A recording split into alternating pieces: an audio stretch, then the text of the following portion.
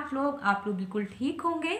और आज हम बताना चाहते हैं कि कल क्या है। कल है गणेश चौथ और 31 जनवरी है कल। तो 31 जनवरी को ही गणेश चौथ है। कोई तो कह रहे हैं कि 1 को है, लेकिन 1 को नहीं है, 31 को ही है। तो चलिए हम बता रहे हैं कि हम कैसे विधि विधान से पूजा करते हैं और कैसे हम घर की साफ सफाई करते हैं। तो पहले हमको 2 दिन पहले, वैसे तो हमारे काम हो गए और कल ही है गणेश चौथ, इसीलिए हम आप लोगों से भी बताना चाहते हैं कि हम कैसे करते हैं। तो हम पहले पूरे घर के पर्दे धुलना, सोफे के कवर धुलना, बेड की सीट धुलना, मतलब बेड की कवर सीट धुलना, तो ऐसे सब सारे काम। और जो जैसा कपड़ा है, कोई मशीन से धुलने वाला है तो मशीन से धुलते हैं, कोई हाथ से धुलने वाला है तो हाथ से धुलते हैं। पूरे घर की साफ सफाई सब ये हमको करना पड़ता है। तो हो सकता है सभी हमारी बहनें ऐसे ही करती हों, क्योंकि हमारी तरफ होता था, हमारे अतर्रा में और अपने यहाँ पछौहा में। तो हम लोगों के यहाँ बांदा साइड ना ये गणेश चौथ, यहाँ तो गणेश चौथ कहते हैं, लेकिन अपने साइड सकट बोलते हैं। सकट, हमारी अम्मा नानी लोग सकट कहती थी और आज भी काफ़ी लोग सकट ही बोलते हैं कि सकट की पूजा, सकट आ रहा, सकट हमको व्रत रहना है।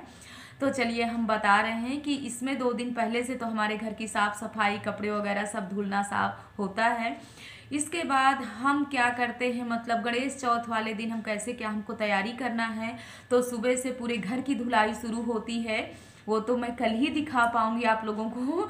चलिए दिखाती हूँ कि नहीं दिखाती हूँ, लेकिन दिखाऊंगी कि कल मैं कैसे, मतलब पूरा घर ऊपर से लेकर के नीचे तक पाइप लगा करके पूरे घर की धुलाई होती है। इसके बाद जो भी है, पहले से देखिए पूरी तैयारी हो जाती है, सभी बहनें करती होंगी। तिल, हम तो तिल भी घर में धुलना पड़ता है, तिल और रामदाना, सिंघाड़ा भी धुल करके सब धूप में सुखा करके और तिल को भूंज करके फिर उसके लड्डू तो हम कल ही बनाएंगे, सब ताज़ा ताज़ा ही बनता है। वैसे तो हमारी सासू माँ जब कल बास में जाती हैं तो बना ही देती हम लोगों के लिए थोड़ी थोड़ी, लेकिन हम फिर भी थोड़ी बहुत बनाते हैं, क्योंकि ताज़ा भी बना करके पूजा करना चाहिए। तो वैसे सभी लोग, कई बहनें हैं हम देखते हैं कि बाज़ार से ले आती हैं, तो बाज़ार का अच्छा नहीं रहता। आप पूजा के लिए आपको घर में ही बनाना चाहिए। बाज़ार का आप खाने के लिए ले आई, वैसे भी बाज़ार का कोई सामान जल्दी खाने के और पूजा के लायक रहता नहीं है। पता नहीं वो लोग कैसे उल्टा सीधा बनाते हैं, कहाँ से पानी लाते हैं, कब की जूठी कढ़ाई रहती है। तो ऐसे बहुत सारी चीज़ें हैं कि हम देखते रहते ना, तो हमारा तो मन बहुत ही घिनघिना रहता है। पता नहीं आप लोग घर में बनाते हो कि बाहर से लाते हो, ये तो हमको नहीं पता। लेकिन चलिए हम बता रहे हैं कि हम घर में ही सब चीज़ें तैयार करते हैं। और थोड़ा बहुत जो जिसको ना आता हो तो आप लोग कमेंट में करके हमसे पूछ भी सकते हैं कि दी हमको बताइए कि कैसे क्या बनाया जाता है।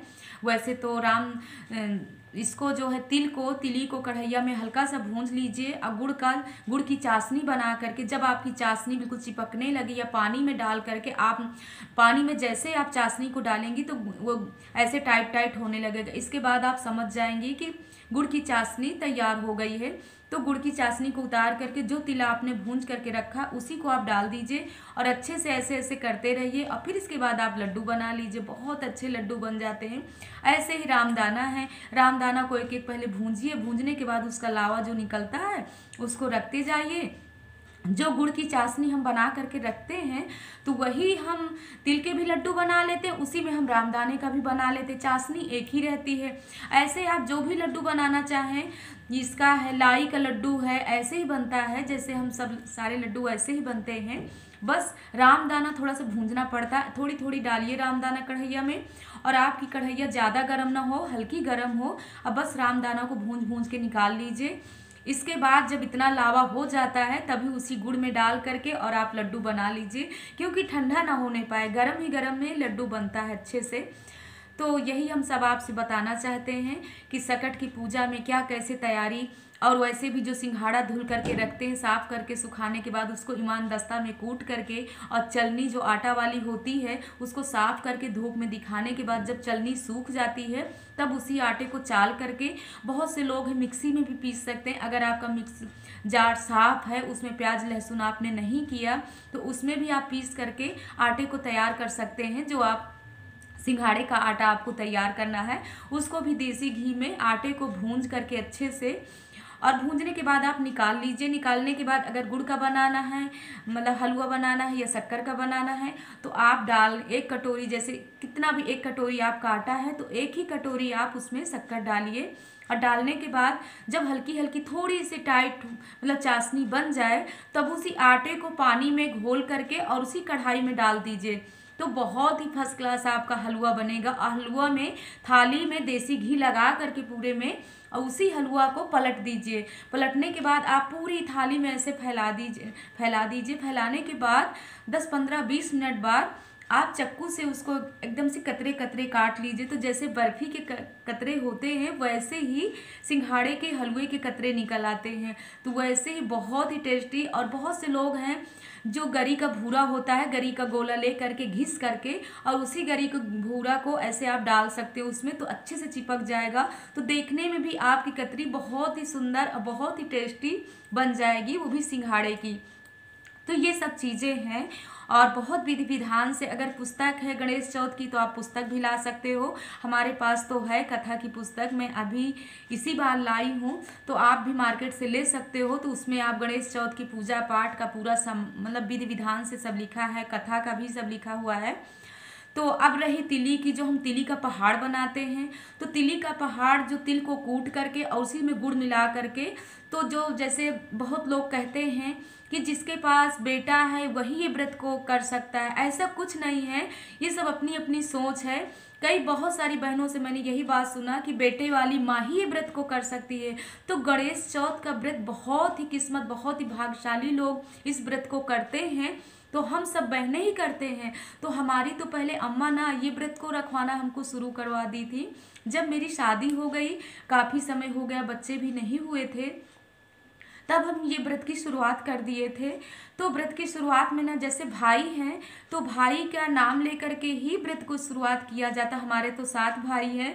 तो अम्मा बोली थी कि तुम व्रत रह सकती हो, व्रत रहना शुरू कर दो। तो हमने रहना भी शुरू किया। बस इतना है कि व्रत हम रहेंगे, लेकिन जो बेटे की माँ पहाड़ रखती है ना, वो हम लोग पहाड़ नहीं रख सकते। अगर हमारे बेटा नहीं है तो भाई के नाम पे हम व्रत तो रह रहे हैं, लेकिन पहाड़ नहीं रखेंगे।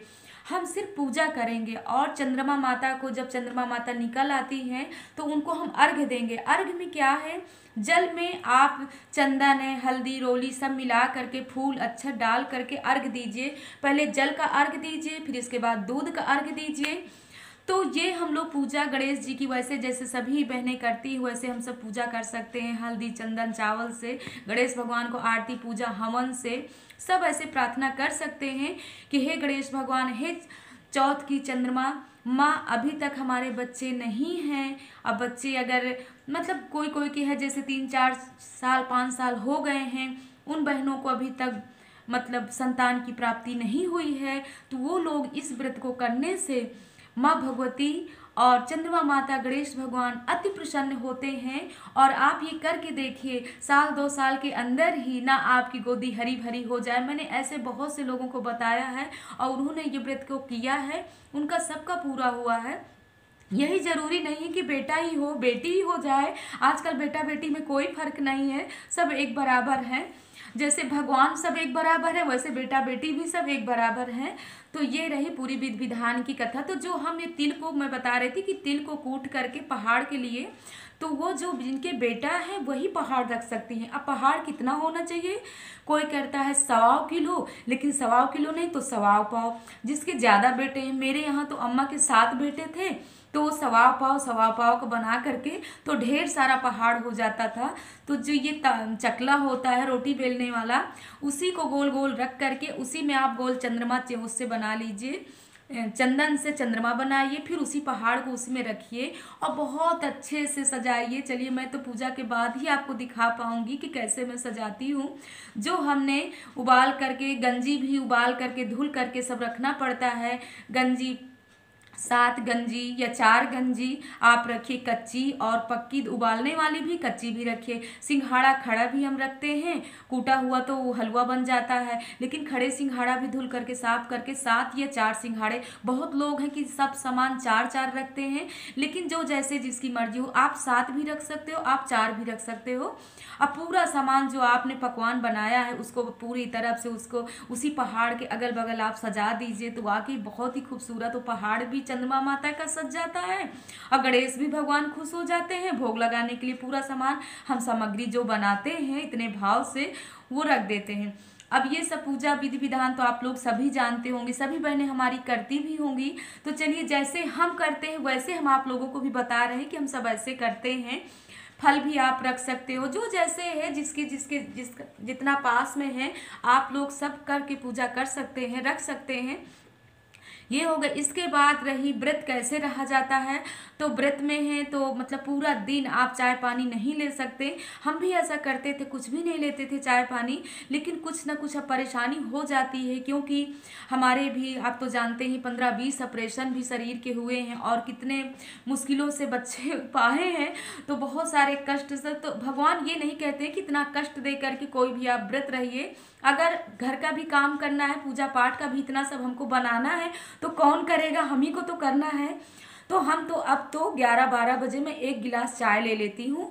चाय लेने के बाद पूरा काम धाम अपना करती हूँ। पूजा के बाद फिर जब बहुत सी बहनें हैं जो कुछ भी नहीं लेती हैं, तो ये करीब मैं 3 साल से चाय ले रही हूँ।